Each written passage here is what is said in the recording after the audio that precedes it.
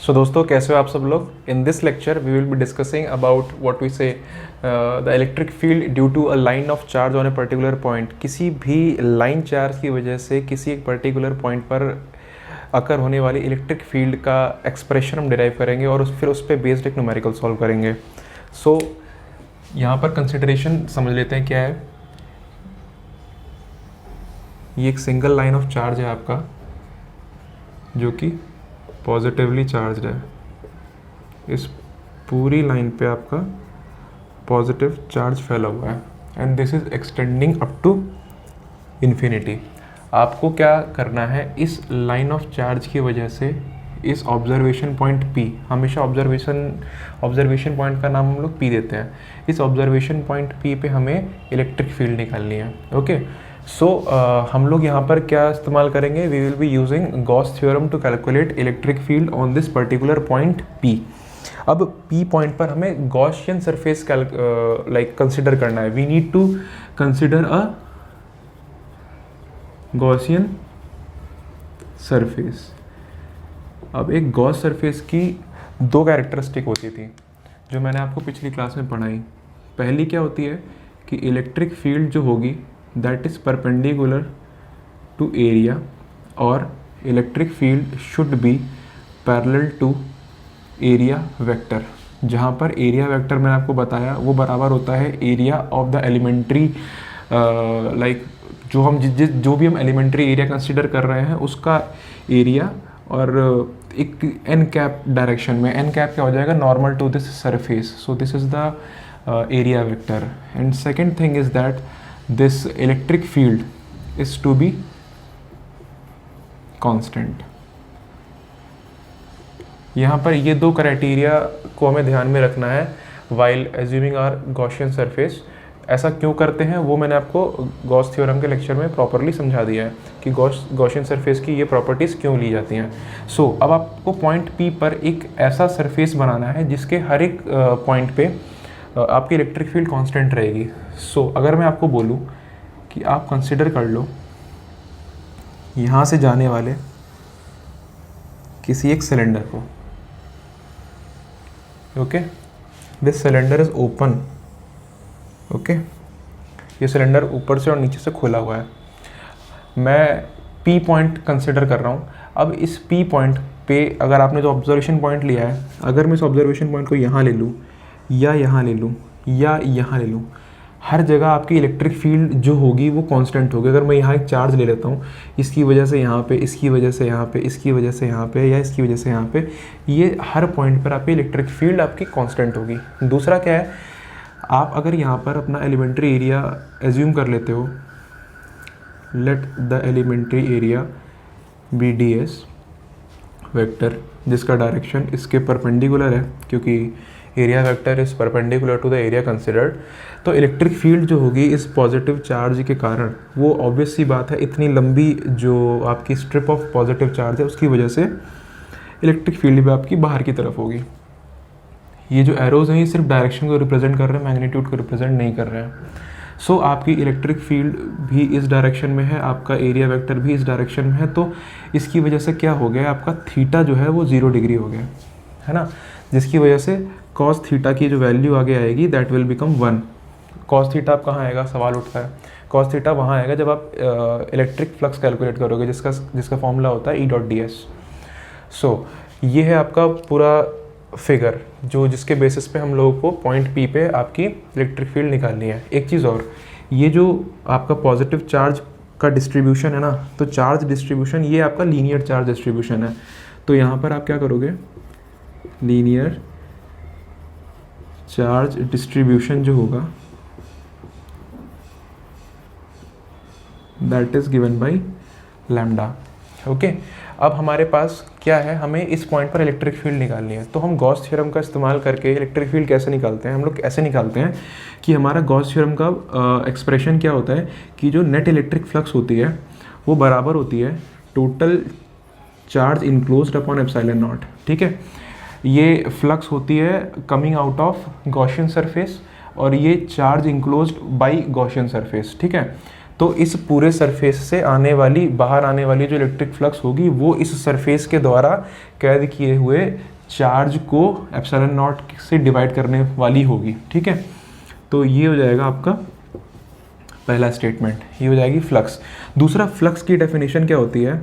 It is E dot D S, जो भी मैंने आपको बताया था लास्ट लेक्चर में।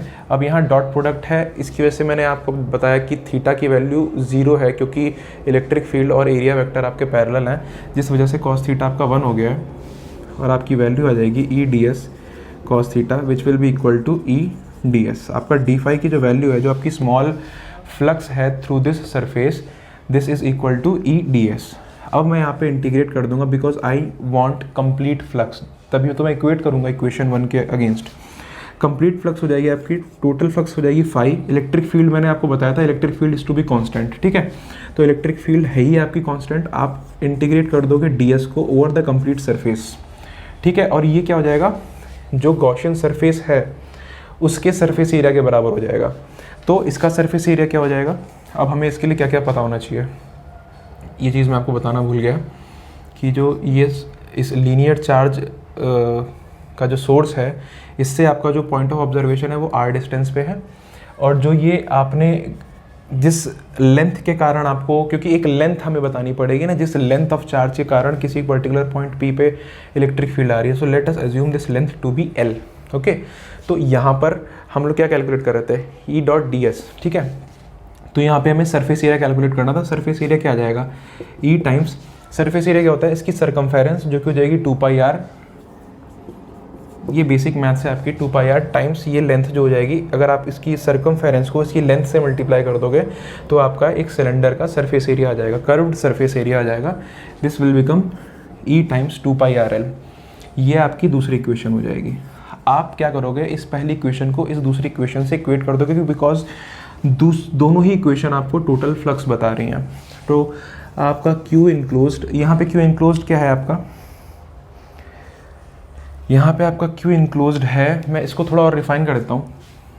Q इनक्लोज्ड क्या है आपका, इतनी लेंथ पे कितना चार्ज होगा। अगर मैंने यहाँ पे सरफेस चार्ज डेंसिटी लैम्डा मान लेता हूँ मैं, ठीक है। अगर मैं यहाँ पे सरफेस चार्ज नहीं, लीनियर चार्ज डेंसिटी लैम्डा मान लेता हूँ, बिकॉज ये एक वायर है चार्ज का, इस पे जो लीनियर चार्ज डेंसिटी है, जो इसकी लेंथ पे चार्ज फैला हुआ है, वो लैम्डा मान लेता हूँ। तो अगर इसकी लेंथ यहाँ से यहाँ तक मैंने L मानी हुई है, जो कि मैंने यहाँ लिखा हुआ है, तो इस L लेंथ पे चार्ज कितना हो जाएगा, चार्ज हो जाएगा आपका लैम्डा टाइम्स L, ठीक है। तो वही यहाँ पे Q इनक्लोज्ड जो हो जाएगा वो हो जाएगा आपका lambda times L upon epsilon not. तो ये आपकी पहली इक्वेशन हो जाएगी और ये आपकी दूसरी इक्वेशन हो जाएगी, और इन्हीं दोनों इक्वेशंस को आपको इक्वेट करना है। तो अभी मैं इसको मिटा देता हूँ, अदरवाइज कंफ्यूजन होगा। इनको लिखा रहने देंगे हम लोग।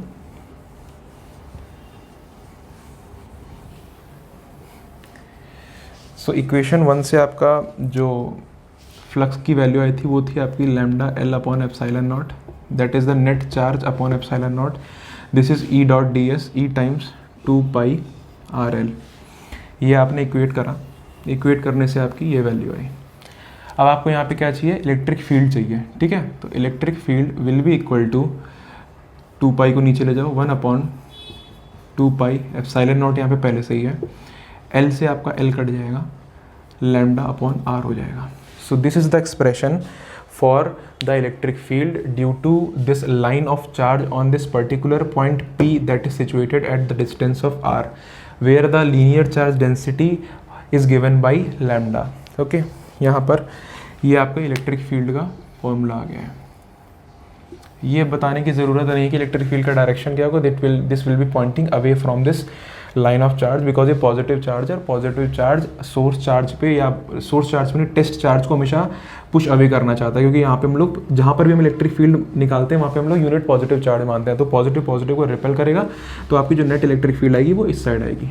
तो यहाँ पर आपने ये इलेक्ट्रिक फील्ड का एक्सप्रेशन डिराइव करा for this line of charge. यहाँ पर आप एक चीज़ देखना, यहाँ पर 1/4π एप्सिलॉन नॉट की जगह 1/2π एप्सिलॉन नॉट है। एक तो ये चीज़ याद रखने वाली है। दूसरी इसकी डिपेंडेंस देखो, डिपेंडेंस क्या है, जो इलेक्ट्रिक फील्ड है ना इस वायर के कारण, वो डायरेक्टली डिपेंड करती है लीनियर चार्ज डेंसिटी पे। मतलब जितना ज़्यादा चार्ज होगा उतनी ज़्यादा इलेक्ट्रिक फील्ड होगी। This is common sense. But यहाँ पर दूसरी डिपेंडेंस क्या है, यूजुअली आप इनवर्स स्क्वायर लॉ फॉलो करता है इलेक्ट्रिक फील्ड ना, 1/r² आता है, बट इस वाले केस में जो ये लीनियर चार्ज डेंसिटी वाला केस है, यहाँ पर क्या हो जाएगा आपका इलेक्ट्रिक फील्ड जो है, this is following simple inverse law, जहाँ पर इलेक्ट्रिक फील्ड जो होगी इन्वर्सली प्रोपोर्शनल होगी आपकी distance from this what we say line of charge. तो ये चीज़ आपको याद रखनी, दिस फैक्टर λ/r, ये चीज़ याद रख लो, इसके बेसिस पे काफ़ी न्यूमेरिकल्स पूछ लिए जाते हैं कंपटीशन में।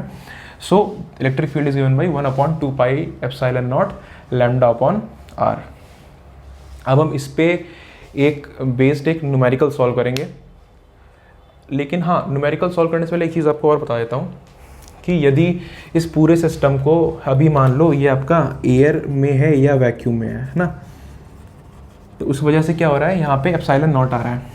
अगर इसी पूरे सिस्टम को मैं किसी एक ऐसी जगह मीडियम में रख दूँ जहाँ पर आपका डाइलेक्ट्रिक कांस्टेंट के आ जाएगा, तो डाइलेक्ट्रिक कांस्टेंट के का काम क्या होता है, के जो होता है आपका इलेक्ट्रिक फील्ड का दुश्मन होता है, वो हमेशा इलेक्ट्रिक फील्ड को कम करता है, और के की वैल्यू 1 से ज़्यादा ही होती है, ठीक है, जैसे वाटर की केस में 80 होती है, तो इलेक्ट्रिक फील्ड जो हो जाएगी ये हमेशा के जो कॉरस्पॉन्डिंग कम होगी। तो अगर आपने इसको किसी एक डाइलेक्ट्रिक मीडियम में रखा है जिसका डाइलेक्ट्रिक कांस्टेंट के है या रिलेटिव परमिटिविटी के है, तो उस केस में जो इलेक्ट्रिक फील्ड की जो नेट वैल्यू हो जाएगी यहाँ पर आप के डाल देना, ये आपका एक कंप्लीट एक्सप्रेशन हो जाएगा।